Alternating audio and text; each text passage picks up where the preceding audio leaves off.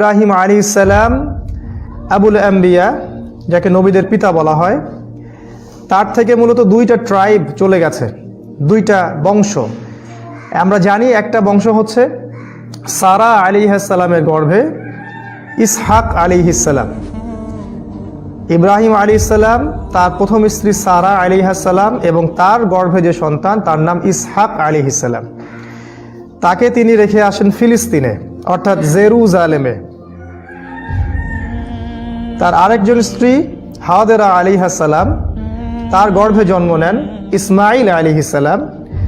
তাদেরকে তিনি রেখে আসেন মক্কায়, কাবা ঘরের পাশে। জেরুজালেমে সারা আলাইহিস সালামের গর্ভ থেকে একটা সম্প্রদায় সৃষ্টি হচ্ছে, এদিকে হাজেরা আলাইহিস সালামের গর্ভে ইসমাইল আলাইহিস সালামের বংশ তৈরি হচ্ছে।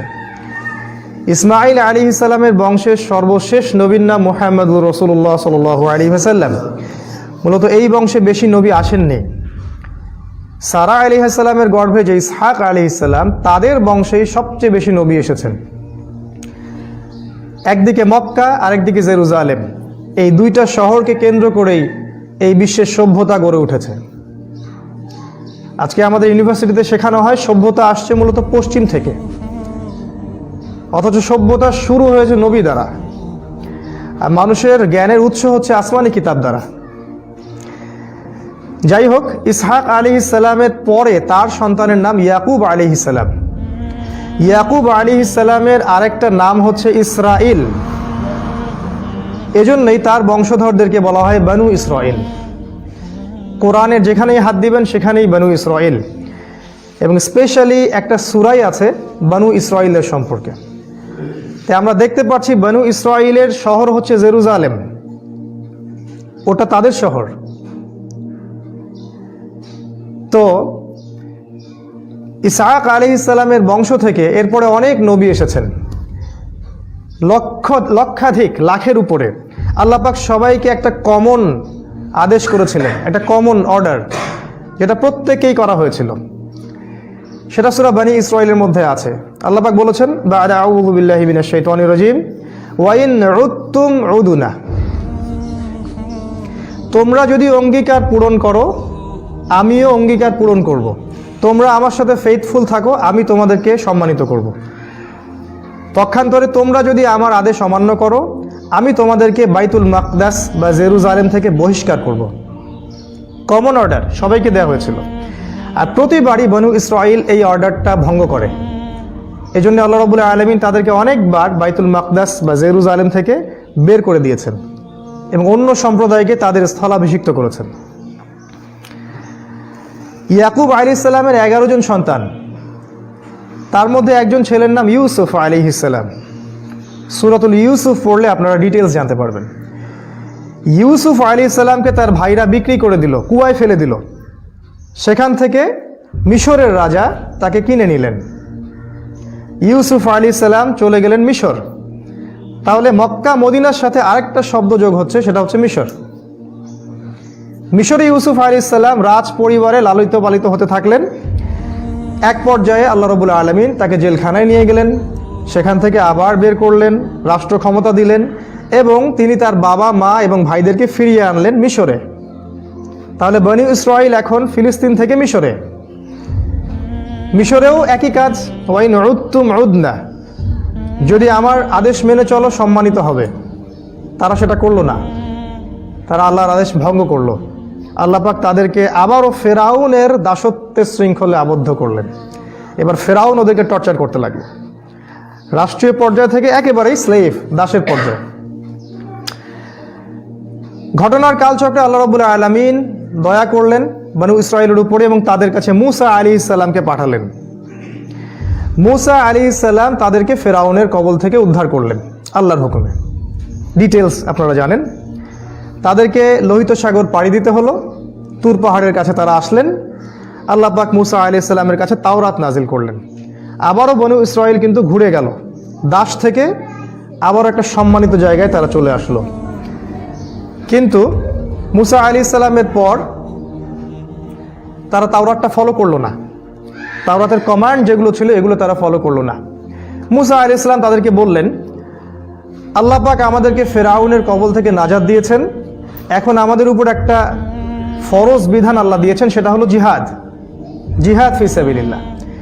তিনি তুর পাহাড় থেকে দেখলেন বাইতুল মাকদাস, যেটাকে হোলি ল্যান্ড বলা হয়, পবিত্র ভূমি, সেটা দেখা যাচ্ছে। মুসা আলাইহিস সালাম তার সম্প্রদায়কে বললেন, আল্লাহ পাক আমাদেরকে তাদের বিরুদ্ধে যুদ্ধ করতে বলেছেন। মুসা আলাইহিস সালামের কওম বনু ইসরাইল, তারা বলল, আমরা কিভাবে তাদের সাথে যুদ্ধ করতে পারি? তারা তো অনেক শক্তিশালী। তাদের সম্প্রদায়ের নাম আমালেকা সম্প্রদায়, অনেক শক্তিশালী। তাই তারা রিপ্লাই করলেন যে, মুসা, তুমি এবং তোমার রব গিয়ে যুদ্ধ করো। ওয়াইন্না হাহুনা কাঈদুন, আমরা এখানে বসে আছি। ইযহাব আনতা ওয়া রাব্বুকা ফাকাতিলা ওয়া ইন্না নাহনু হাহুনা কাঈদুন। তুমি আর তোমার আল্লাহ গিয়ে যুদ্ধ করো, গিয়ে আমরা বনু ইসরাইল এখানে বসে আছি। যখন তারা এইভাবে আল্লাহর বিরুদ্ধাচরণ করলো, জিহাদের কমেন্টটা ফলো করলো না, আল্লাহ পাক আবারও ওদেরকে শাস্তি দিলেন। 40 বছর পর্যন্ত তারা তিহ উপত্যকায় ঘুরতে থাকলেন, উদ্বাস্তুর মতো, এখনকার সিরিয়ার মতো, এখনকার রোহিঙ্গাদের মতো, এখনকার কাশ্মীরের মতো ঘুরতে থাকলেন। আল্লাহ পাকের আবারও দয়া হলো। মুসা আলাইহিস সালামের পরে একজন নবী হলেন, তার নাম ইউশা বিন নুন। ইউশা বিন নুন কে বনু ইসরাইল এসে বলল যে, আমাদেরকে একজন রাজা নিযুক্ত করুন, আমরা আল্লাহর পথে তার নেতৃত্বে যুদ্ধ করব। ইউশা বিন নুন বললেন, তোমরা কি আবারও আগের ঘটনার পুনরাবৃত্তি ঘটাবে? তারা বলল, না, আমরা এবার যুদ্ধ করব। তো আল্লাহ রাব্বুল আলামিন তালুতকে রাজা হিসেবে নিযুক্ত করলেন। তালুত, যেটা সূরা বাকারায় আছে। এবার বনু ইসরাইল বেঁকে বসলো। তারা বলল, এমন একজনকে রাজা করলেন যে দরিদ্র, যার কোনো সমাজে মান সম্মানই নাই, আর আমরা তো ওর চেয়ে অনেক বেশি সম্পদশালী। অনেকটা আমাদের পলিটিক্যাল লিডারদের মতো কথা আর কি। তারপর তালুতের নেতৃত্বে আল্লাহ পাক বললেন, তালুতকে আমি প্রজ্ঞা দিয়েছি এবং শারীরিক শক্তি দিয়েছি। প্রজ্ঞা দিয়েছি, শারীরিক শক্তি দিয়েছি। দিনে আল্লাহর পথে কাজ করার দুইটা বেসিক জিনিস, ফিজিক্যালি স্ট্রং, যেটা আমাদের নাই, আর প্রজ্ঞা, দুইটা দরকার। তালুত নেতৃত্ব দিলেন। তালুতের যে সেনাবাহিনী, তার মধ্যে একটা বালক ছিল, সেই বালকের নাম দাউদ আলাইহিস সালাম।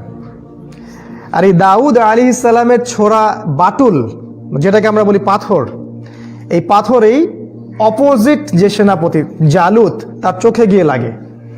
এবং এই ঘটনার পরিপ্রেক্ষিতেই মাত্র 313 কি 17 জন নিয়ে তারা আবারও বাইতুল মাকদাস জয় করলো।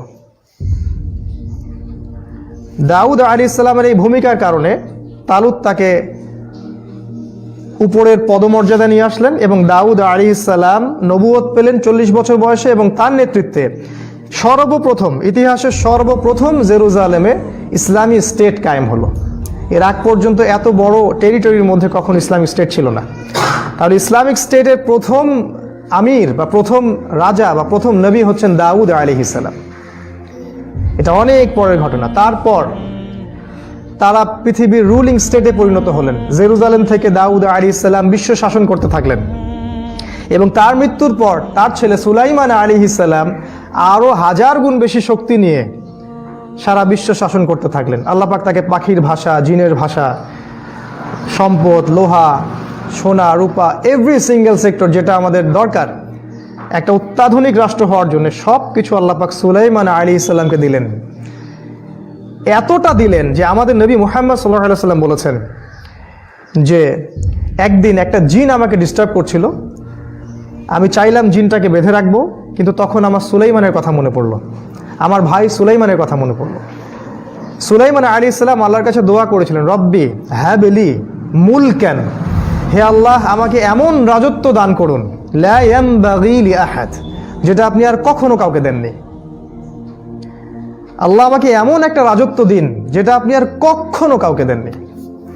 আল্লাহ পাক সুলাইমান আলাইহিস সালামের এই দোয়া কবুল করেছেন। তাকে এমন রাজত্ব দিয়েছিলেন যেটা আর কাউকে কখনো দেননি। পৃথিবীর ইতিহাসে শেষ পর্যন্ত কেউ এত বড় রাজত্ব পাবে না। কেমন ক্ষমতা! সাবার রানী বিলকিসকে চিঠি পাঠানো হলো, তুমি ইসলাম কবুল করো। সে হাদিয়া বা উপঢৌকন ঘুষ দিল। তিনি জিনকে বললেন, কে আছো ওর সিংহাসন তুলে নিয়ে আসতে পারবে।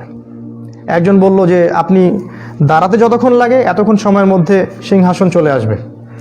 আরেকজন বলল যে, না, আমি চোখের পলক ফেলানোর আগেই সিংহাসন নিয়ে আসতে পারবো। চোখের পলক পড়ার আগেই সিংহাসন অনেক দূরের একটা স্থান থেকে একটা জড়বস্তুকে আরেকটা জায়গায় নিয়ে আসা হলো। এটা হচ্ছে রুলিং স্টেট। এত বড় ক্ষমতা আল্লাহ পাক তাকে দিয়েছিলেন। আজকে আমরা সামান্য ক্ষমতা পেয়ে কত কি না করি। রুলিং স্টেট বলতে যা বোঝায়, এক নির্দেশেই একটা রাজ্যের রাজা বা রানীর সিংহাসন তার সামনে। এটা কি মনে করতেছে? এখানে একটা কথা, আমার মতামত, এটা আসলে আমি গ্রহণ করতে ফোর্সও করছি না, এটা আমার মতামত, যে পৃথিবীর ইতিহাসে একটা সময় চলে গেছে যখন জড়বস্তু স্থান পরিবর্তন করেছে। এটাও হতে পারে ভবিষ্যতে এমন কোনো টেকনোলজি আসবে যে আবারও কোনো জড়বস্তুকে এক জায়গা থেকে আরেক জায়গায় সরানো সম্ভব হতে পারে। কারণ ইতিহাসে যেটা হয়ে গেছে সেটা ফিউচারে হতে পারে, সম্ভব। যাই হোক, ওটা আমাদের টপিক না। সুলাইমান আলাইহিস সালামের সময় তারা দেখেন সারা বিশ্বে রুলিং স্টেট হয়ে গেল। এরপর আবার ওয়াইন উদ্তুম উদনা, তোমরা যদি অঙ্গীকার পূর্ণ করো আমি তোমাদেরকে ভালো রাখবো, আমি অঙ্গীকার পূর্ণ করবো, আল্লাহর কথা। তারা অঙ্গীকার পূর্ণ করলো না। সুলাইমান আলাইহিস সালামের পরে তারা আবার খারাপ হওয়া শুরু করলো।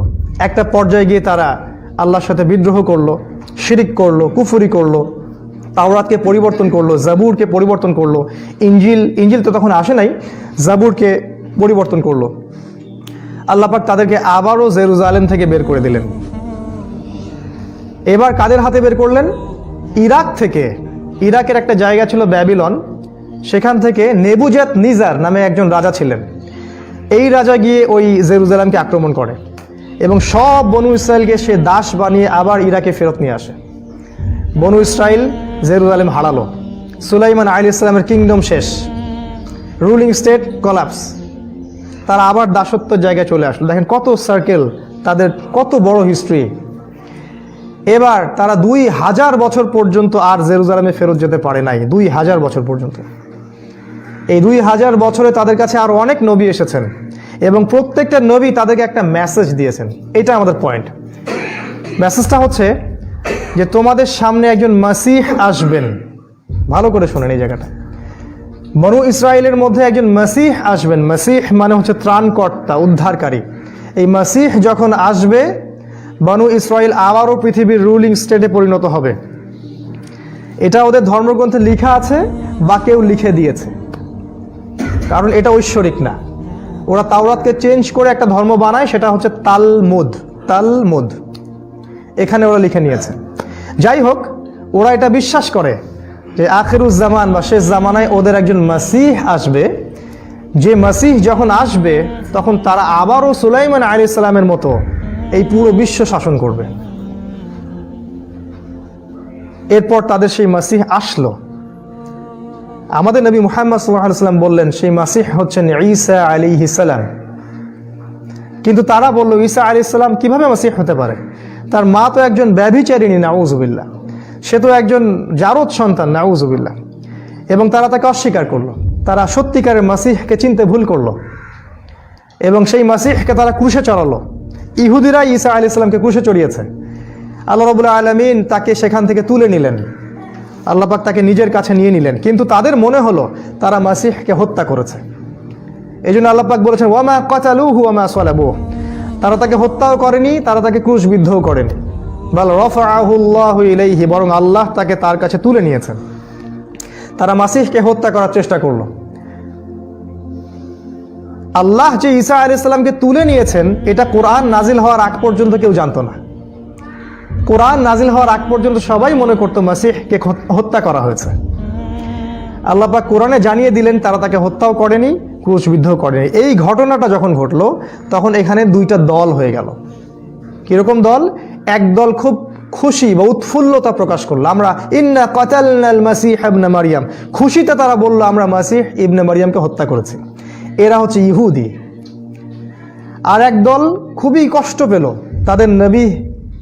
তাদের নবীকে হত্যা করা হয়েছে, তারা খুব কষ্ট পেল। তারা হচ্ছে নাসারা, তারা খ্রিস্টান। এখনকার খ্রিস্টানরা না, অরিজিনাল খ্রিস্টান। সত্যিকারের যারা খ্রিস্টান, সত্যিকারের যারা নাসারা, তারা ঈসা আলাইহিস সালামকে এখনো বিশ্বাস করে।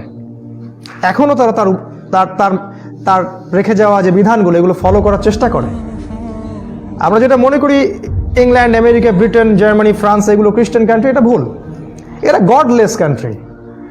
এদের কোনো আল্লাহ নাই, এদের কোনো ঈশ্বর নাই, ঈশ্বরহীন একটা রাষ্ট্র এরা। যাই হোক, এখানে দেখেন দুটো গ্রুপ হয়ে যাচ্ছে, একটা হচ্ছে ইহুদি আর একটা হলো নাসারা। আর এই ঘটনার পর থেকে আল্লাহ পাক তাদেরকে আর আহলে কিতাব বলছেন না। এই ঘটনাটার পর থেকে আল্লাহ পাক তাদেরকে আর কখনো আহলে কিতাব বলেননি। আল্লাহ পাক বলছেন একদল ইহুদি মাগদুব আর একদল নাসারা দল্লিন। এখানে তিনটা দলের কথা আসলো, ইহুদি, নাসারা এবং মুসলিম। কনক্লুশন হচ্ছে ইহুদিরাও বিশ্বাস করছে তাদের একজন মসিহ আসবেন, যিনি আসলে তারা জেরুজালেম থেকে বিশ্ব শাসন করবে, ঠিক? খ্রিস্টানরাও বিশ্বাস করে ঈসা আলাইহিস সালাম আবারও আসবেন এবং তিনি যখন আসবেন তখন তিনি জেরুজালেম থেকে এই বিশ্ব শাসন করবেন, রাইট? আমরা মুসলিমরা মুহাম্মদ সাল্লাল্লাহু আলাইহি ওয়াসাল্লামের উম্মাহ, আমরাও বিশ্বাস করি যে শেষ জামানায় ঈসা আলাইহিস সালামকে আল্লাহ পাক আবারও পাঠাবেন। ইমামুল মাহদি এবং ঈসা আলাইহিস সালাম মিলে আবারও জেরুজালেম থেকে সারা বিশ্বে ইসলামী স্টেট বা খেলাফত কায়েম করবেন, রাইট? তিনজনের মধ্যে মতের মিল আছে, শুধু ইহুদিদের কনসেপ্টটা আলাদা। কি আলাদা? ইহুদিরা এটা বিশ্বাস করে না সেই মাসিহ ঈসা আলাইহিস সালাম, তারা এখন একজন মাসিহ এর অপেক্ষায় বসে আছে। আর আমাদের নবী মুহাম্মদ সাল্লাল্লাহু আলাইহি ওয়াসাল্লাম বলেছেন জেরুজালেম থেকে শেষ জামানায় একজন ব্যক্তির আবির্ভাব হবে, যে হবে ইহুদি বংশোদ্ভূত, ইহুদি মায়ের সন্তান, কোকড়ানো চুল, স্ট্রংলি বিল্ড, শারীরিক শক্তি অনেক বেশি। সে আকাশ নিয়ন্ত্রণ করবে, সে জলবায়ু নিয়ন্ত্রণ করবে, সে পলিটিক্স নিয়ন্ত্রণ করবে, সে অর্থনীতি নিয়ন্ত্রণ করবে, ভৌগোলিক বিষয় নিয়ন্ত্রণ করবে, মানি নিয়ন্ত্রণ করবে, টাকা, সে খাবার নিয়ন্ত্রণ করবে, সে ফ্লাই করবে, সে ডান হাতে জান্নাত নিয়ে ঘুরবে, বাম হাতে জাহান্নাম নিয়ে ঘুরবে, সে মহামারী ছড়াবে। এইগুলো রাসূল বলে গেছেন এবং তিনি বলেছেন এও মাসিহ। কিন্তু এ হচ্ছে মাসিহুদ দাজ্জাল, মিথ্যা মাসিহ, প্রতারক মাসিহ।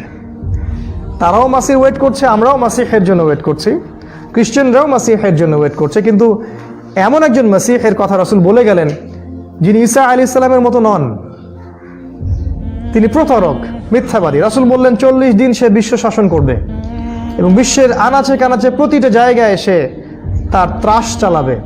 যে ব্যক্তি তার আদর্শ মেনে নিবে সে তাকে প্রোগ্রেস দিবে, উন্নতি, অগ্রগতি। আর যারা বা যে জাতি তার বিরুদ্ধাচারণ করবে, তাকে দাজ্জাল বলে চিনতে পারবে, সে তাদেরকে দুর্ভিক্ষ দিবে, ধ্বংস করে দিবে, অর্থনীতি ধ্বংস করে দিবে, সামরিক আগ্রাসন চালাবে, সবই করবে। আপনি কি এখন ডটসগুলো মিলাতে পাচ্ছেন? দাজ্জাল শব্দের অর্থ প্রতারক, মিথ্যাবাদী। এই সম্পর্কে রাসূল সাল্লাল্লাহু আলাইহি ওয়াসাল্লাম বলেছেন এমন কোন নবী নেই যিনি তার কওমকে মাসিহুদ দাজ্জাল সম্পর্কে সতর্ক করেননি। হিস্ট্রি শুরু থেকে শেষ পর্যন্ত এর চেয়ে বড় কোনো ফিতনা কখনো দেখা দিবে না। এমনকি না আমাদের নবী মুহাম্মদ সাল্লাল্লাহু আলাইহি ওয়াসাল্লাম প্রতি রাকাত সালাতে আল্লাহর কাছে আশ্রয় চাইতেন, আল্লাহুম্মা ইন্নী আউযু বিকা মিন ফিতনাতিল মাসিহিদ দাজ্জাল। তিনি বলেছেন আমি দাজ্জাল সম্পর্কে একটা এক্সট্রা কথা বলতে চাই যেটা অন্য কোনো নবী বলেননি। সেটা হলো দাজ্জাল এক চোখে অন্ধ, কিন্তু তোমাদের রব আল্লাহ তিনি অন্ধ নন। অন্য বর্ণনায় আছে সে ডান চোখে অন্ধ, তোমাদের রব আল্লাহ অন্ধ নন। এই বিশ্বের যত মানুষ এক চোখা দৃষ্টিভঙ্গির, বাহ্যিক চোখ দিয়ে সব দেখতে পারে, ভিতরের কোনো চোখ নাই, তারা দাজ্জালকে চিনতে পারবে না, তারা দাজ্জালের ফিতনায় পা দিবে।